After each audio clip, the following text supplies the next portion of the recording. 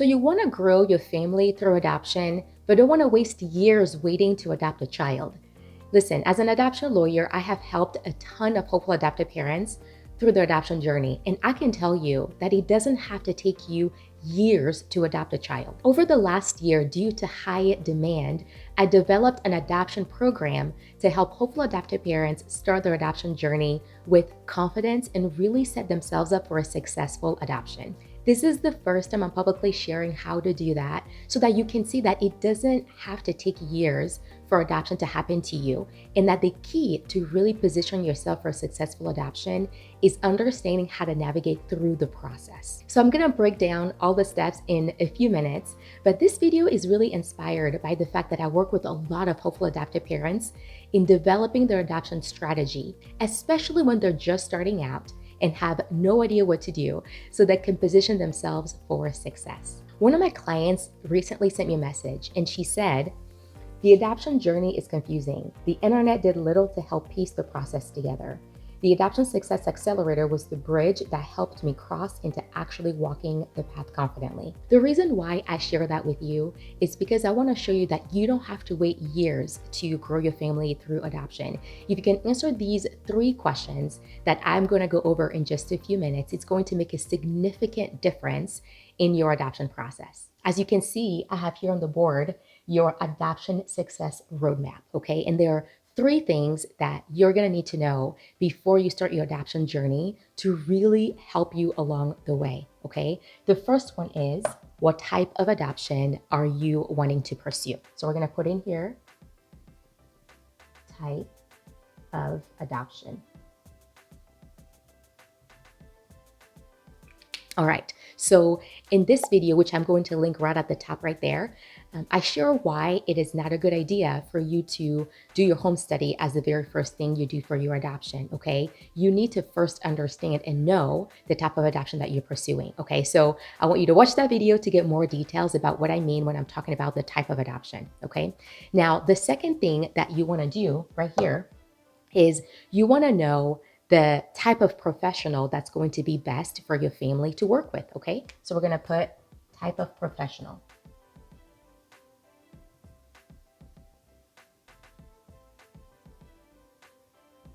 All right, so we all know that there are a lot of different types of adoption professionals that you can work with. You can work with a private agency, you can work with a public agency, you can work with consultants, you can work with adoption lawyers who are able to help you match with birth moms.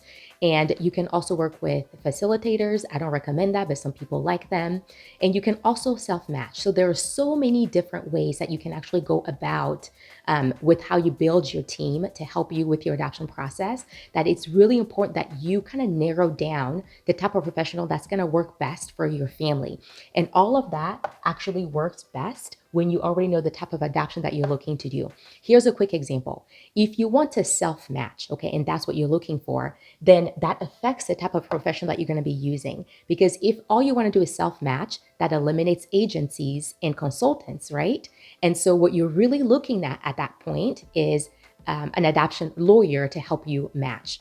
So you can either use an adoption lawyer to help you match if you want to do that. So some people do that when they're self-matching.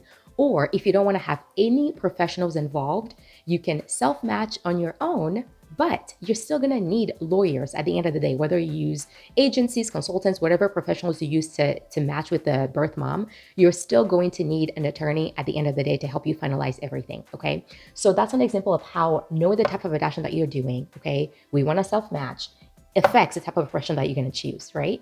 Let's do another example. If you want to do newborn adoption, then you have a lot of different options when it comes to the types of professionals, right? You can do an agency, you can do a consultant, you can do a facilitator, you can do an attorney, okay? So knowing this significantly affects this, okay? So when you take these one at a time, you know the type of adoption, question number 1, what type of adoption am I pursuing? Question number 2, what type of professional do I feel comfortable working with, okay? Once you do that, the next step here that I find that most hopeful adoptive parents don't even think about is, do I want to adopt in my state or out of my state? So we're gonna do that next. In or out of state?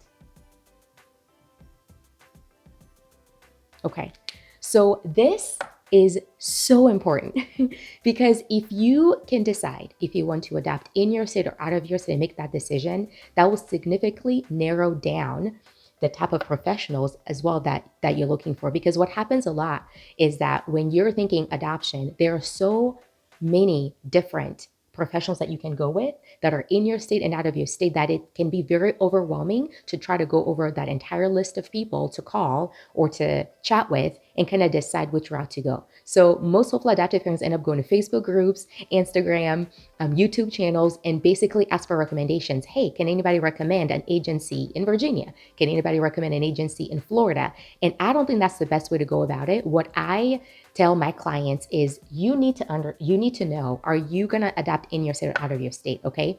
Now, I know that kind of seems like, what do you mean in or out of my state? I don't really care. I just want to adopt a child. This is going to be one of the most important decisions that you make. And I'm going to show you in a little bit why that is. Okay. So I'm going to erase all of this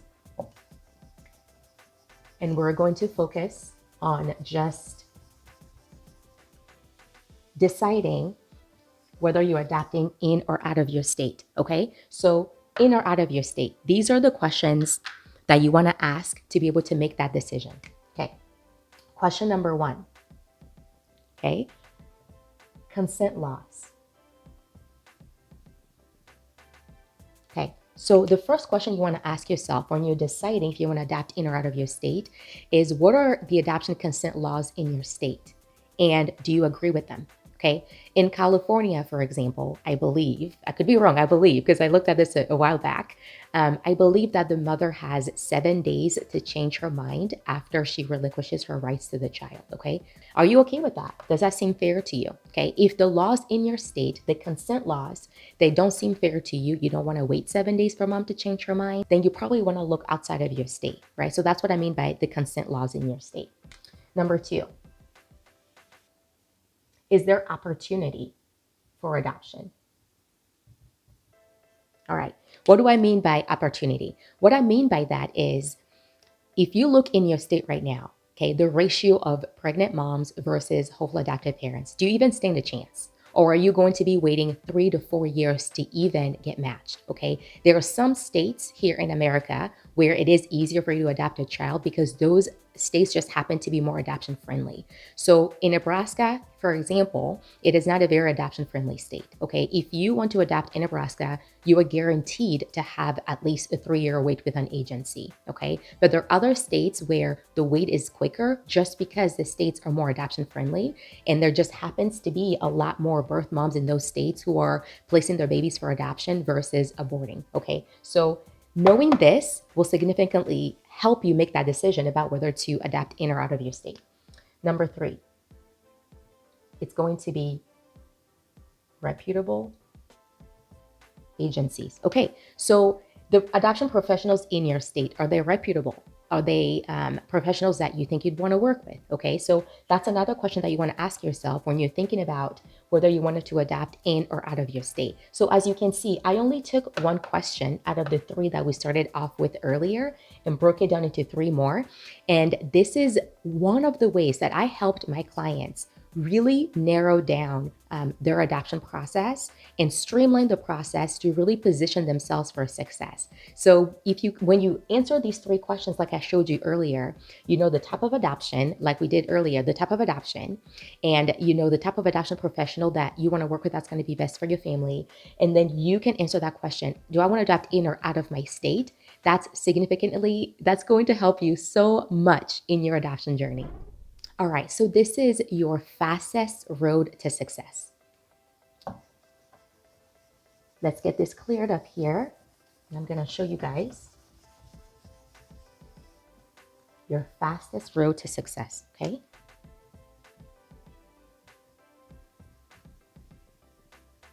Fastest road to success.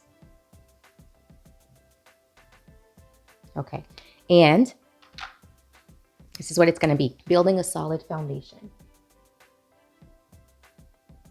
Solid foundation. Okay, so building a solid foundation is so important because growing your family through adoption is not a small matter. It is really, really important because you're making A decision that's going to change the rest of your life is deciding to become a parent and parent a child. So building a solid foundation by taking it slower, answering the right questions, and taking that slower approach is really going to help you build that foundation so that you can set yourself up for success. Okay. Number two is having a guide. Now, I don't know about you guys, but in anything that I've tried to do in my life that I didn't know how to do before, having somebody who's been through before or who understands the process has always been my go-to, because I am one who doesn't want to take a long time to learn something when I can just have somebody else show me how to do it. So having a guide is also one of those things that's really going to speed up your success towards your adoption. Okay. And then number three, community, right? The right kind of community, I should say. So having other people around you who are cheering you on, who are helping you through, the problems that arise, and who are really your supporting you in decision to adopt and supporting you through the process is going to be so extremely important as you're going through this process, because we all need each other. We all need encouragement because we all have good days, we all have bad days. So these three things right here are going to be your fastest road to success. But building that solid foundation, like I showed you by answering those three questions, it's really going to start you off on the right path. It's going to help you along the way. So if you want the whole strategy and you want to actually implement this and do it yourself, go ahead and book a call with us or click the link below to apply to see if you qualify for a call. We are very particular about who we have in the program, so you need to go ahead and apply to see if you qualify. Now, if you don't qualify for the program, if you're not a fit, we will let you know. But this is for first-time hopeful adoptive parents who want to have a proven path to really set themselves up for success and who don't want to wait years in figuring out how to go through the adoption process. So if that's you, go ahead and click the link below and apply for a call. And I hope to be working with you very soon. If this was helpful to you, be sure to click that like button, subscribe to my channel, and share this with your friends. Thanks for watching, and see you in the next video.